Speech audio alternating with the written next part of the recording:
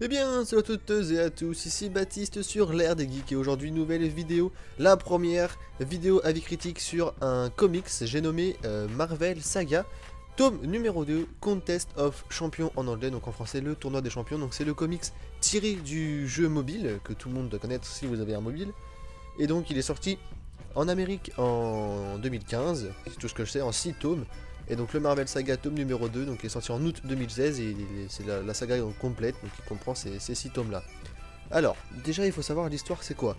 Donc l'histoire en fait c'est un tournoi créé par les doyens de l'univers, donc les doyens de l'univers qui c'est par exemple le collectionneur, le grand maître, l'obliréateur, un truc du genre, le coureur, le jardinier, le pertan, enfin bref il y en a plusieurs, je vous mettrai ça au montage.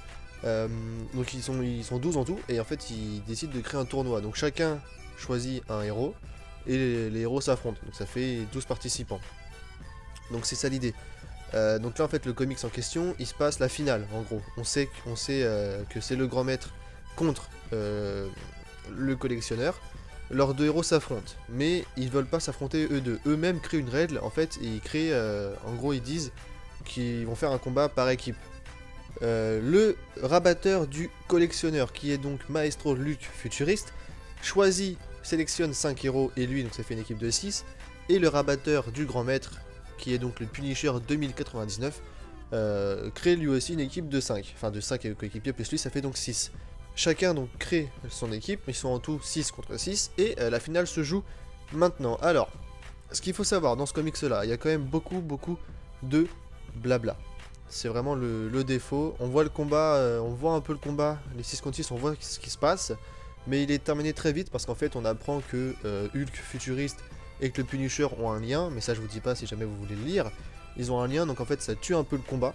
Pour vous parler des points positifs et négatifs, je dirais donc en plus l'histoire est cool. Le principe il est cool, je trouve quand même. Créer un univers différent où les rabatteurs sélectionnent des héros, les font venir et les font combattre.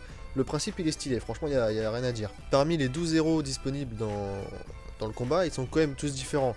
Par exemple il va y avoir Gamora, donc une héroïne de l'univers Galaxy. Il va y avoir aussi le Punisher anglais qu'ils appellent ça, le Punisher pirate. Donc ça là, les deux n'ont rien à voir. Par exemple Guillotine, rien à voir pour ceux qui connaissent. Ainsi que celui qui m'a le plus surpris, il y a aussi Stick, le patron, le maître de Matt Murdock de Daredevil. Et ça franchement c'est... Qu'est-ce qu'il fait là on sait pas. Mais voilà, c'est pour vous dire qu'il y a quand même c'est divers, c'est diversifié, t'as aussi Venom, bref il y en a plusieurs. C'est sympa. Point positif aussi que j'ai noté, c'est donc l'histoire de chaque héros qui ont été capturés, bah ils sont expliqués. Donc c'est sympathique, t'as 2-3 pages sur chaque héros, c'est sympa.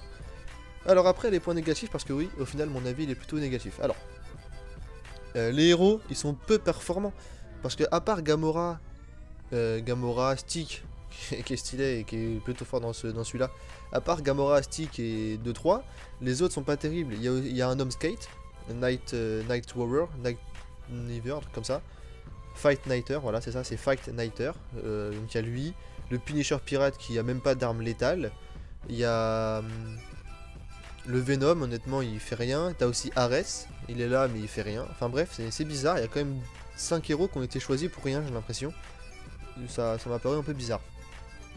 Pas assez de combats, voilà, c'est ce que j'ai dit au début, il y a quand même beaucoup de blabla. Au final, le livre il doit faire 96 pages, je crois, ou peut-être 100 et quelques. Il doit y avoir, allez, on va dire 30 pages de combat, et le reste c'est que du blabla, donc c'est vraiment dommage. Même si au final, c'est bien en livre d'avoir des. Enfin, en comics d'avoir des discussions, c'est quand même mieux que des combats. Mais c'est vrai qu'au tournoi des champions, on sait que c'est un tournoi, donc on veut du combat. Mais bon, là il n'y en a pas. Pour pouvoir être sur notre fin, il faut jouer au jeu mobile en tout cas. Et enfin, le dernier point négatif que j'ai relevé, c'est que l'histoire est trop courte, il y a besoin d'être plus développé. Voilà, c'est l'univers, il peut être vraiment étendu par rapport au tournoi, donc il pourrait y avoir beaucoup plus de pages. Donc certes, il y aurait plus de blabla, mais il y aurait aussi plus de combats, ou du moins, ils auraient peut-être dû mettre aussi les tournois dès le début, les 12 participants, pas commencer avec la finale. Enfin bref, le comics en français, donc Marvel Saga, coûte 5,90€. Donc honnêtement, pour ce prix-là, ça vaut le coup. Donc l'histoire est complète. Il y a quand même beaucoup de pages, beaucoup de textes, beaucoup de héros différents, c'est sympa, il y a aussi des lieux différents. Donc je le recommande, même si c'est pas terrible, je le recommande. J'espère que cette vidéo vous aura plu, n'hésitez pas à nous le faire savoir avec un petit commentaire et un petit pouce vert si vous le voulez. Je vous dis à la prochaine, bye tout le monde.